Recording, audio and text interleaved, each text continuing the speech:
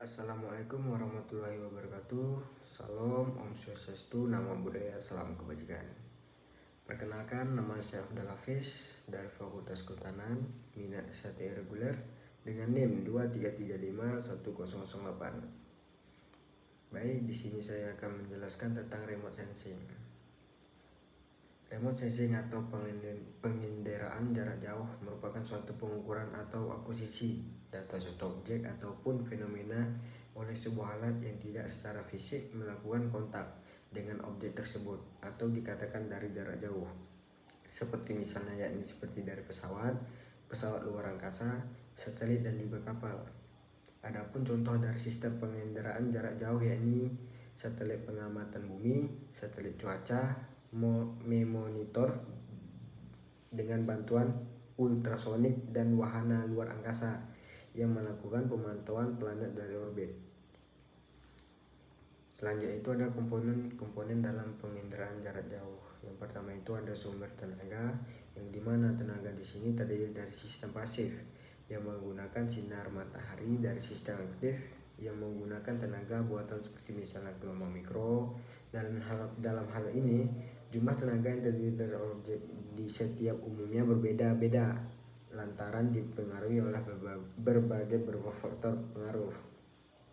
Yang kedua itu ada atmosfer, yang dimana dalam sistem pengenderaan jarak jauh komponen atmosfer menjadi bagian spektrum elektromagnetik yang dapat mencapai bumi.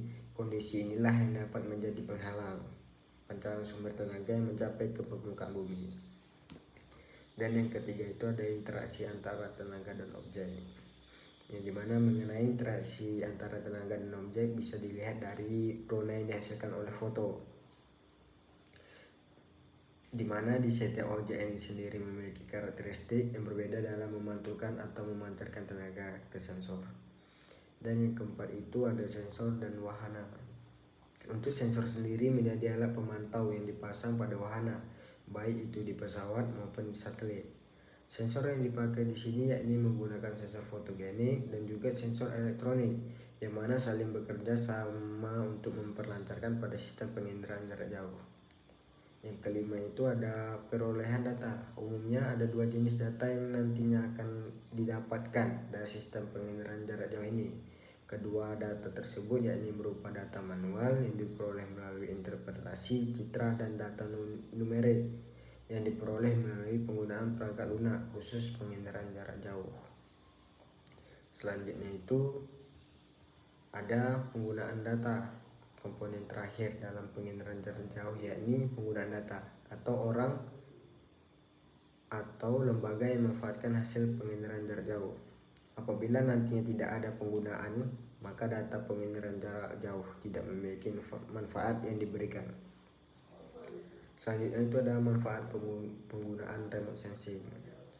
Dengan adanya penginderaan jauh ini, maka memperolehkan banyak sekali manfaat. Di antaranya yakni mempermudahkan melakukan pemetaan pada suatu objek atau fenomena secara cepat meskipun pada daerah yang sulit ditempuh sekalipun.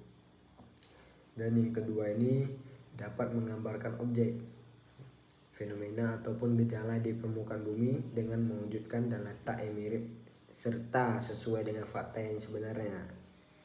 Dan yang ketiga itu mampu memberikan gambaran 3 dimensi jika dilihat menggunakan stereoskop. Dan yang keempat itu dapat memvisualisasikan benda atau fenomena yang tidak terlihat sehingga akan dapat mengenali objek. Jadi itulah sekilas tentang remote sensing atau penginderaan jarak jauh, tentang pengukuran atau akuisisi dapat suatu objek ataupun fenomena oleh sebuah alat yang tidak secara fisik melakukan kontak dengan objek tersebut atau dikatakan dari jarak jauh.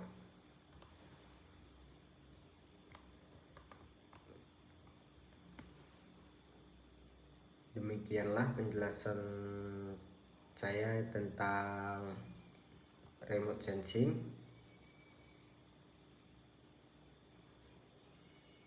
Sekian dari saya. Wassalamualaikum warahmatullahi wabarakatuh.